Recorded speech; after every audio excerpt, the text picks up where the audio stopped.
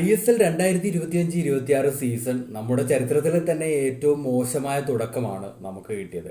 വെറും 13 മത്സരങ്ങൾ മാത്രമുള്ള സീസണിൽ ആദ്യ 6 മത്സരങ്ങളിൽ നിന്ന് നമ്മൾ നേടിയത് വെറും 1 പോയിന്റ് മാത്രമാണ്.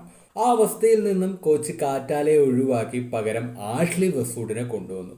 ആഷ്ലി വന്നപ്പോൾ അത്ഭുതകരമായ ടേൺ അറൗണ്ട് ഒന്നും ആരും പ്രതീക്ഷിച്ചില്ല. പക്ഷേ അതാണ് സംഭവിച്ചത്. പിന്നീട് കളിച്ച 4 കളികളിൽ 7 പോയിന്റ് നേടാനായി. ഈ മാറ്റത്തിൽ ബെനാരി, ഫ്രാഞ്ചു തുടങ്ങിയ താരങ്ങളുടെ വരവ് വലിയ പങ്ക് വഹിച്ചു എന്നുള്ളത് സത്യം തന്നെയാണ്. പക്ഷേ നമ്മുടെ സൈഡിനെ കൂടുതൽ ബാലൻസ് ആക്കിയത് വെസ്റ്റ്വുഡ് എടുത്ത 2 ബോൾഡ് ആയിട്ടുള്ള തീരുമാനങ്ങൾ കൊണ്ടാണ്.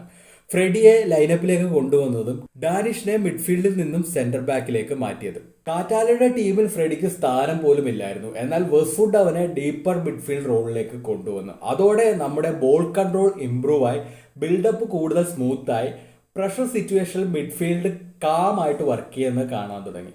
എതിരാളികളെ തടയുന്നതിനോടൊപ്പം ഡിഫൻസിൽ നിന്നും അറ്റാക്ക് വരെ ഗെയിം കണക്ട് ചെയ്യുന്ന ഒരു ലിങ്ക് ആയിട്ട് ഫ്രെഡി കളിക്കാൻ തുടങ്ങി. ഫ്രെഡിയുടെ കാര്യത്തിൽ വെസ്റ്റ്വുഡിന് അവനെ നേരത്തെ അറിയാവുന്ന പ്ലെയർ ആണെന്ന് വേണമെങ്കിൽ പറയാം. പക്ഷേ സർപ്രൈസിംഗ് ആയിട്ടുള്ള മൂവ് ഡാനിഷിനെ ആസ് എ സെന്റർ ബാക്ക് കളിപ്പിച്ചതാണ്.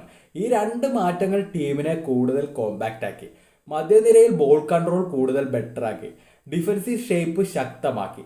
അതുവരെ ഗോൾ വഴങ്ങുന്നതിൽ ധാരാളിത്തം കാട്ടിയ നമ്മൾ ലാസ്റ്റ് 3 മാച്ചിൽ വഴങ്ങിയത് വെറും 2 ഗോളുകൾ മാത്രമാണ്. ഇനി അവശേഷിക്കുന്ന 3 മത്സരങ്ങൾ മാത്രമാണ്. ഈ സഖ്യം ഫോം തുടർന്നാൽ നമ്മൾ ഉറപ്പായിട്ടും സീസൺ അവസാനിക്കുമ്പോൾ പ്രതീക്ഷിച്ചതിനേക്കാൾ ഉയർന്ന പൊസിഷനിൽ ഫിനിഷ് ചെയ്യുന്നുള്ള കാര്യത്തിൽ യാതൊരു സംശയമില്ല.